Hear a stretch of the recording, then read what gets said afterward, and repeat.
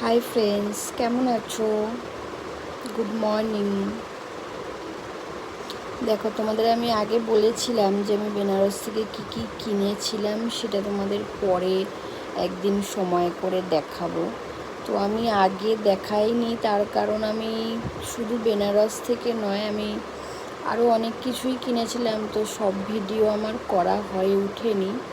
বাড়িতে থাকাকালীন এধার ওধার ঘুরে আমি টাইমই পাইনি ভিডিও করার, তাই জন্য আমি সব একসাথে আজকে ভিডিওগুলোকে অ্যাড করে তাই আজকে তোমাদের সাথে শেয়ার করছি। দেখো, এই শাড়িগুলো আমি বেনারস থেকে কিনেছিলাম, তার মধ্যে এই শাড়িটা আমি একবার পরেও ফেলেছি, এখনও ব্লাউজ বানানো হয়নি, অন্য একটা ব্লাউজ দিয়ে পরেছিলাম।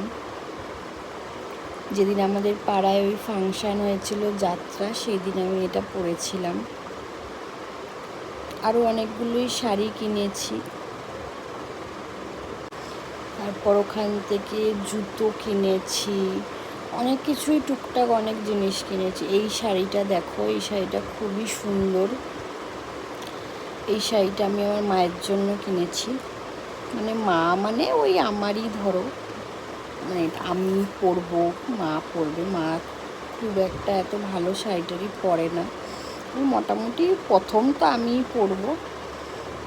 অনেকগুলোই শাড়ি কিনেছি আমি, তো তাই জন্য তোমাদের আগে ওখানে দেখানো হয়নি, তাই বাড়ি এসে আমি সব ভিডিওগুলোকে অ্যাড করে তারপর ছাড়ছি। তো তোমরা অবশ্যই কমেন্টে বলো কোন শাড়িটা ভালো লাগছে বেশি, আর ভিডিওটা ভালো লাগলে একটা লাইক করে দিও।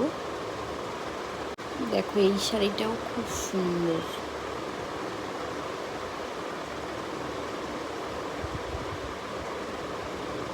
কোনো শাড়িরই এখনও ব্লাউজ বানানো হয়নি, সব বানাতে দেওয়া হবে। দুর্গাপুজোর আগে বানিয়ে ফেলবো, তখন পরবো সব শাড়িগুলো। তো চলো, পরে আবার একটা ভিডিও নিয়ে আসবো। সবাই ভালো থেকো, পরে আবার দেখা হবে। বাই।